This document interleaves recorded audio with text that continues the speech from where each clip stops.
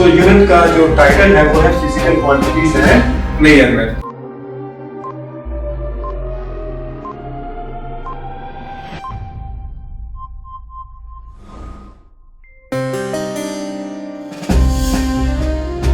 जो यूनिट का टाइटल है उसको देख लेते हैं और फिर इस यूनिट में हम कौन से टॉपिक्स को कवर करने जा रहे हैं उनसे थोड़ा सा इंट्रोडक्शन हासिल कर लेते हैं। तो यूनिट का जो टाइटल है वो है फिजिकल क्वांटिटीज एंड मेजरमेंट। अब फिजिकल क्वांटिटीज का क्या मतलब है?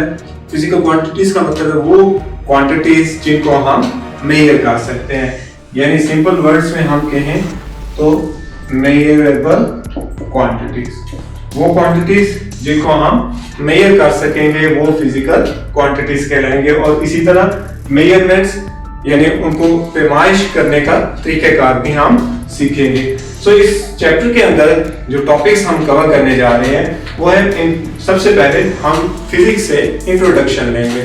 हम देखेंगे कि फिजिक्स है क्या और फिजिक्स साइंस की किस ब्रांच को हम कहते हैं। इसी तरह हम ब्रांचेस ऑफ फिजिक्स को देखेंगे, यानी फिजिक्स की आगे सब ब्रांचेस कितनी हैं उनको हम शॉर्टली और ब्रीफली डिस्कस करेंगे।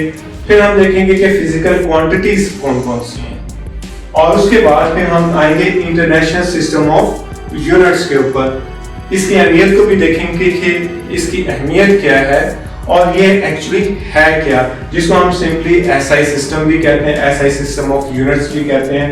तो हम देखेंगे कि इंटरनेशनल सिस्टम ऑफ यूनिट्स है क्या। इसी तरह हम देखेंगे कि प्रीफिक्सेस क्या है। अब जो इंटरनेशनल यूनिट्स हैं उनके साथ हम प्रीफिक्सेस को लगाते हैं ताकि हमें क्लियर हो सके कि हम किस क्वांटिटी और उसकी किस मेजरमेंट की हम बात कर रहे हैं। फिर हम साइंटिफिक नोटेशंस को देखेंगे।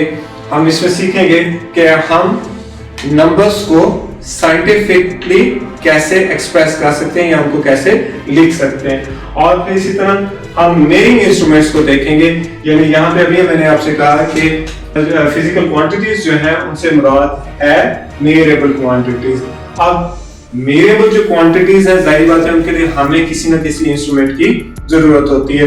तो हम देखेंगे कि हम कौन कौन से इंस्ट्रूमेंट्स हैं जिनको इस यूज करते हैं क्वांटिटीज को मेजर करने के लिए।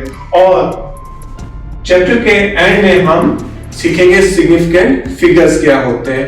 सो आई होप सो हमारी वीडियोस को फॉलो करते रहेंगे ताकि आपको ये सारे टॉपिक्स और आइंदा आने वाले टॉपिक्स भी आपको अच्छी तरीके से समझ आ सके।